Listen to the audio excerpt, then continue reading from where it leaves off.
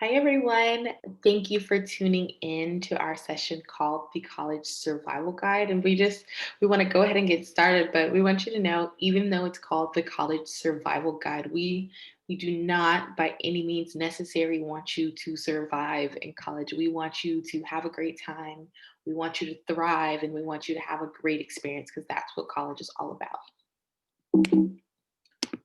So let's go ahead. So I will just introduce myself real quick before we begin. My name is Keela Lawrence, and I serve as one of the college transition peer advisors for Alabama Possible. We just want to emphasize peer. Like I just graduated from Miles College in this past May, and so Brittany, she's also in college, and we have collected some information and we just want to share it with you all so you can have a great experience, a great time, but also come out as a better person on the other end of college. So I'll pass it over to Brittany right now. Hi guys, my name is Brittany George, and I am also a college transition peer advisor. And like Keela said, emphasis on the peer because I am in college. I'm a senior at Troy University, and I'm excited to be graduating in December. Okay, so today we're going to talk about Alabama Possible and what we do as a nonprofit organization. We're going to talk about financial aid, sources, and scholarship search, college search, and later, Keela's going to share some great college survival tips that I personally wish that I would have known or taken into consideration as a freshman in college myself.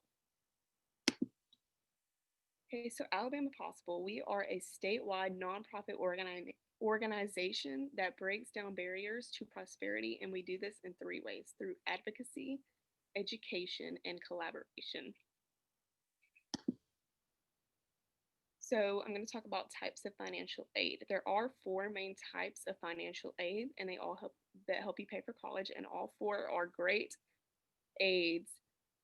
We have grants, scholarship, work study, and loans. And like I said, all four of these are great aids to help you pay for college. But I do want to emphasize grants and scholarship are going to be your best bets because those do not have to be paid back. They are both gifted, and scholarships can be awarded for anything, including academics, athletics, and volunteer work. Work study is a great aid too, but you will be working to pay off to cover part of the college cost. And like I said, they're all great, and loans are borrowed money that will be paid back with interest and extra charge that grows over time. And I'm going to pass it over to Keela now.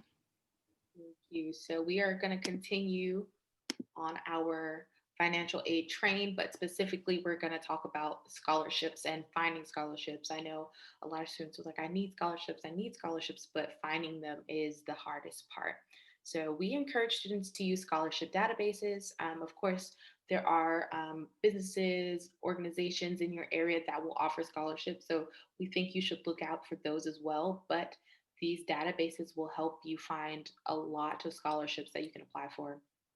Our favorite is College Greenlight because it'll help you create a profile. And then from that profile, when you put in your information, like your height, any extracurriculars you do, or if you play chess, or if you're a twin, or if you're really tall, or if you're a ginger or a redhead, they have unique scholarships for students. And this, when you make the profile, College Greenlight will just streamline these scholarships to you. So, like, hey, I can apply for all of these.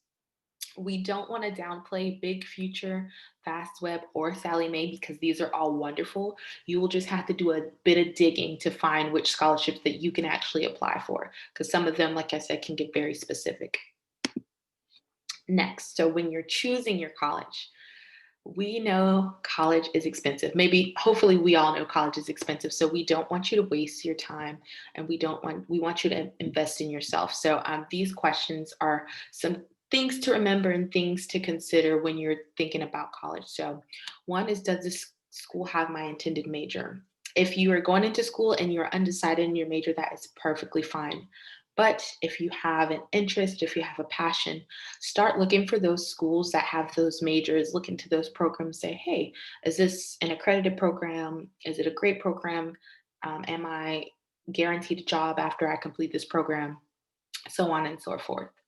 Next, how much will it cost? I know we've been talking about costs a lot, but that's just because it's a really big thing. A lot of students come out with student loans, and so you want to allocate your money accordingly. So, Big Future. I know I mentioned them earlier, and then collegecosts.ed. They will help you figure out how much you need to save up during school, and then balancing out your cost of attendance while you're at school. Another question is, where is the college location? Location, location. So some schools don't allow freshmen to have cars on campus. So if an emergency were to happen, or you needed something, you needed a ride somewhere, how far is a family member or your parents or guardians away from you, and in regards to your college? And then the last question, and possibly the most important, is what does the college offer you? Like I said earlier, college is all about the experience. You're supposed to have a great time in college. So, what are the dorms looking like? Like, who will you room with? Where will you be? What kind of activities can they provide for students? And then also counseling and career services. So, for counseling, maybe something happens and you need to talk to a therapist or a counselor. Do they have that? Do they have that for you? And then also career services. Maybe they can help you get a job, you want to pivot, or you want to find a career in your field, and they might help you with that. Next, I have some college survival tips. So now that you've chosen your college, you got the money to go to college, now it's your first year. What do you do and how do you thrive? We should have called this college thriving tips, but um, one, and Brittany and I think this is very, very important, is establishing a good GPA. Like a GPA can get you a scholarship, scholarship. It can get you a scholarship. I'll say it again. A good GPA can get you an internship. So we think you can get these in two different ways. One either being tutoring, going through the formal process, maybe meeting in a tutoring center if your school has one, maybe staying after your class and meeting with your teacher, asking them some questions. But you can also get a study buddy, and maybe this is someone in your class like, hey, they seem like they know what the teacher's talking about. We can let me get their number. Be like, hey, did you get this question? I was a bit confused. How did you get it? Is there a certain trick you used or a video that helped you? Next, to thrive on college campus, you can get a campus mentor. Hopefully, this is a sophomore, junior, or senior, just someone who's been there longer than you. So they know their way around the campus. So if you have a question, you can go to them, and with full confidence, they can answer that question correctly and help you out. Next, you can join a campus club or two. I think it's important to gauge your time when you get your schedule that first semester and say, hey, what can I handle? What can I not handle? And if you think you can handle it, a campus club is an amazing way to put something on your resume. It's a great way to meet people. And then also, it kind of segues into community service. Some campus clubs do offer community service, or your school might offer community service. Um, I know these are unprecedented times right now, so there are some virtual ones that we listed here below. So, seniors living is helps interact with senior citizens who just need someone to talk to. We all get lonely sometimes. Be My Eyes is for people who are visually impaired, so helping them see maybe nutritional facts or labels that they otherwise wouldn't see. And then lastly, the Smithsonian, they are taking digital volunteers for students to transcribe their digital archives. I know that was a lot of information, but that is the end. We want you all to stay connected with us. If you have any questions afterwards, you can text or call the number to the help desk, which is 334-316-6155.